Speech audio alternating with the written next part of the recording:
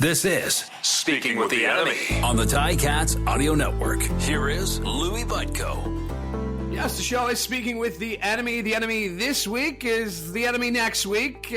Of course, the East semifinal set to take place in Montreal 1 week from Saturday. But before that, we do have to get through the final regular season game, and to discuss that, we bring in TSN 690 Sean Campbell. And Sean, I don't want to use the word meaningless, but this is about as close to an exhibition game as you can get during the regular season, is it not?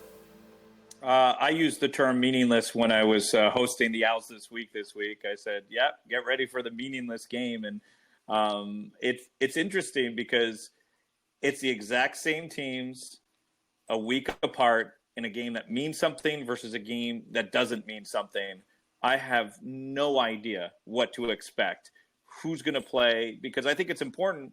You know, the Owls are coming off a bye week. The Ticats are trying to get their quarterbacks rolling. I don't know who's going to play and how long, and you don't want to risk injury, because if someone injures somebody, it directly impacts the game next week. And I'm not saying that the Owls are going to go and target some of Hamilton's best players, or Hamilton's going to target some of Montreal's best players, but the idea of going after and finishing a hit for an extra 15 yards, like, what do these players care in the end? As long as you do it to a level that you're not going to get suspended. Again, I'm not saying no one's trying to hurt anybody, but if you can make them a little bit more sore for the next week, that's honestly the only thing I'll maybe be looking at, because the score doesn't matter, who plays doesn't matter, but you can't just dress an entire team of 45 guys of backups. You just can't. So, man, this weekend for a meaningless game, which I've called it, is still interesting. I mean, because it's a chess match, right? It's who do you play? When do you play them? How much do you show? Like, what's your playbook look like? What's your scripting look like? Are you trying to play that reverse mind game? Like you said, there's so many levels to this. And I've been on a couple of shows this week, and this conversation has come up, and I'm so glad I'm not the one who has to make the decisions on who to play, because there are some very difficult decisions that coaches are going to have to make this week. Yeah, I find that might be a little bit tougher for the Ticats than the Owls. I think the Owls getting away from their playbook, that's fine. Like, they're going to probably not throw anything that they're going to do in a week away. They're not going to test anything. They're not going to play anything. I see the Owls playing the most simple football game ever. That's what I see from the Owls. For the Ticats, just because of the injuries and they're trying to develop chemistry, and, even Bo Levi Mitchell is not just exactly where you guys probably want him. And again, I don't want to speak for the Ticats, but I've been watching their games down the stretch, and Matthew Schultz has looked pretty good, but not perfect. I think that it's more important for them to get on the same page with their receiving core, with the running back, with whatever scheme that they want, limited, that you can't show it. So I think it's a little tougher question for the Ticats than the Owls. I think the Owls are on a 4-game win streak. They're comfortable with their defense. They're comfortable with their, with their offense to an extent. Of course, there are some issues with the offense, but I think that the Owls are just going to play a simple football game, straightforward. But the Ticats might want to test a few things. That's kind of the way I look at it from my point of view heading into this game. So a 42-12 Ticats victory would not shock you, and again, to the point of it being meaningless, would not mean anything. No, I don't think it would mean it. I wouldn't read into anything of that. I could see a game where the Owls just don't blitz at all. Like, they'll just no, we're not blitzing today. We're just going to play rush 4 every time. We'll play our players. We'll line up, and our man will do man or zone. Like, defensively, I could see that happening. The Owls, I could just see run on first down, a slant on second down, run on first down, a slant pass on second. Like, I could totally see that game happening for the Owls. Now, again, I'm not in the head of Jason Moss. I'm not in the head of Noel Thorpe. I don't know what they want to do, but if I were in charge for the Owls, I would play the most basic football game, make sure my players get out healthy.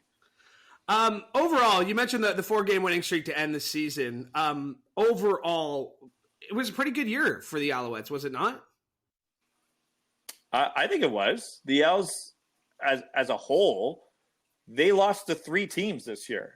And we can sit here and say, who are the 3 best teams in the CFL? It's Toronto, Winnipeg, and BC. The Owls beat everybody else. it's very obvious that to me that the Owls are the fourth best team in the CFL, but there's a level there. There's a line. And the Owls have not proven that they're in that upper echelon of top three teams. Everybody else they've beaten, everybody else, I think that, if you're talking defenses, you could talk about a premier defense when they're healthy. That's what the Owls have. Offensively, that's clearly not the case. But in my mind, the Owls had a good season. They're not having another 500 season. Everybody had them at 8th or 9th in the league, and they ended up 2nd in their division. All these teams that they were going to battle with, they beat them out. All the teams that everybody thought was better than them were better than them. But overall, you're sitting at 10-7 and with a chance to go 11-7. You're hosting a playoff game. That's a successful year. But the success for them is getting to the Grey Cup. And beating Ticats is step number one. You can't overlook the Ticats because they're coming on strong at the end of the season. Toronto, going into Toronto, is going to be really tough. The Owls have played them tough 2 out of 3 games this year, losing on a block kick and then a pass in the end zone. That's it. They're one of the only teams that have really limited them with their defense when they were healthy. The time they got beat up by Toronto, their defense was in shambles by injuries. But when the Owls defense was healthy, AJ Ouellette couldn't do anything. Chad Kelly struggled a little bit. So I'm really looking forward to an East final between those two teams. But I can't look forward to it because I know the Ticats are going to be hard out. I mean, it still feels like we're setting up next week's game. We are still talking about a regular season finale, which, again, makes this game for the players, which makes this game for the coaches that much more I don't even know the word for it, man. It's really one of those situations where I'm just glad I'm not the one making the decisions on the playbook. The team awards out this today across the CFL. Your thoughts on the Alouettes award winners? Yeah, so the Alouettes put that out today, and I know you see it going across. Who else from everybody else? For the Owls, I kind of like the choices that they made. Austin Mack for their most outstanding player. I think that's a good choice. He could have easily been their rookie as well. But let me get into the rookie because I think that he has a really good chance. He's been outstanding. You have your defensive player, Tyrese Beverette, which I think that Ticats fans know quite well. He's really come to his own with the Owls. I don't know if he's going to win this award because there was too much sharing on that defense. The season that Sean Lemon had, the season that Mustafa Johnson had, the season that Marc-Antoine Duquois had. I feel like Beverette's the representative of the defense of a whole. And I think individually he probably doesn't have enough to go out and win that award. But I love that he's getting the acknowledgement because he was their rock in the middle. Marc-Antoine Duquois, I think, has a really good chance of winning Top Canadian. He's had an outstanding season at safety, a couple touchdowns. He had a third touchdown taken back on a very chintzy call against BC on the road. One of the first plays of the game, he had a pick six, and they called illegal contact. It was kind of right there, borderline. So I think he has a good chance. The other one, the most outstanding lineman, Pierre-Olivier Lesage. I don't think you're going to get lineman out of the Owls. Punter, that was a fail-safe. Joe Zeman's had a great year, but the injury to Worthy kind of probably took him out of that. But the other one that I got to bring up is the Rookie of the Year, Reggie Stubblefield, a player that not many people know about. He didn't start as a starter. He came in first game after an injury. He had to play cornerback. Then he played halfback. Now he's over on the strong side linebacker, kind of filling that spot that Chip Cox did for so many years with the Owls. And wherever he went, he was effective. He was dangerous. And I don't know if many people know about him. I think he has a good chance for winning Rookie of the Year. I think if Austin Mack was Rookie of the Year, he would have won it.